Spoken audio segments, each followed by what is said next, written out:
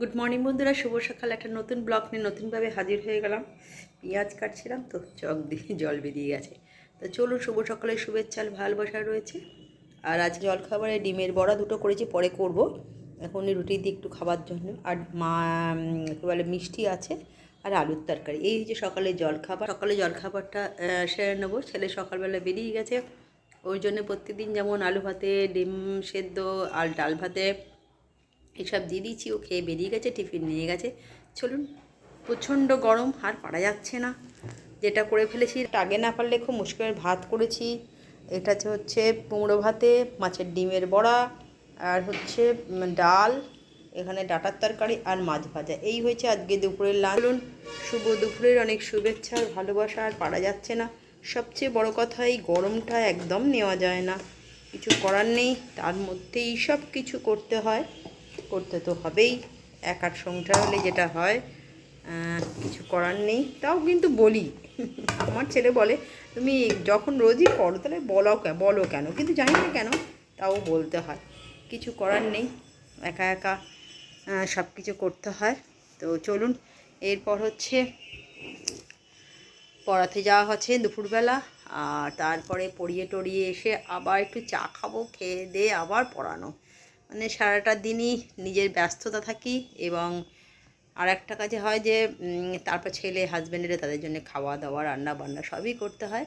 আর তার মধ্যে এই পড়ানোটা হচ্ছে আমার জীবনের অক্সিজেন বলতে পারেন।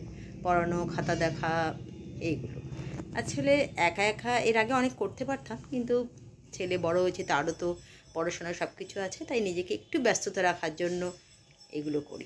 বন্ধুরা, সরি, রাতের ডিনারে পড়বে। আর পড়িয়ে এসে আবার পড়ালাম। পড়িয়ে উঠে যেটা করলাম, ঢ্যাঁড়স ভাজা, ওবেলা চিকেনটা করেই রেখেছিলাম। ঢ্যাঁড়স ভাজা আর হচ্ছে রুটিটা করলাম, সেটাকে দেখি। রুটিটা করেছি, এখানে ঢ্যাঁড়স ভেজেছি, আর চিকেনটা কড়াই ছিল, স্যালাডটা করলাম। আর আজকে প্রথম আমাদের বাড়িতে এবছরে প্রথম আম এলো। আম এসছে, মানে কাঁচা আম তো এসছেই, আম হিমসাগর আজকে প্রথম এলো।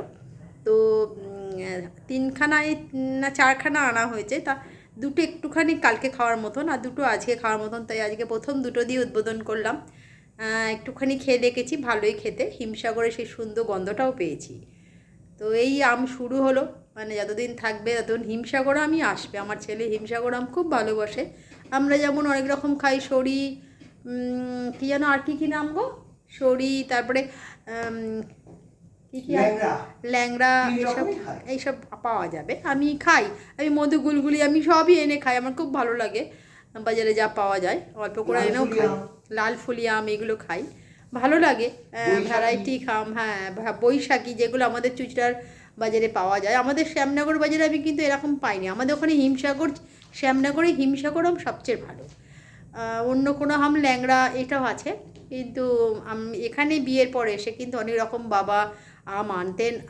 ভ্যারাইটিস আমার হাজব্যান্ডও আনে, অনেক রকম আম এখানে খেয়েছি। চলুন, শুভরাত্রি, অনেক শুভেচ্ছা ভালোবাসা দিয়ে ব্লগটা এখানে শেষ করলাম। কালকে নতুন ব্লগ নিয়ে হাজির হয়ে যাব।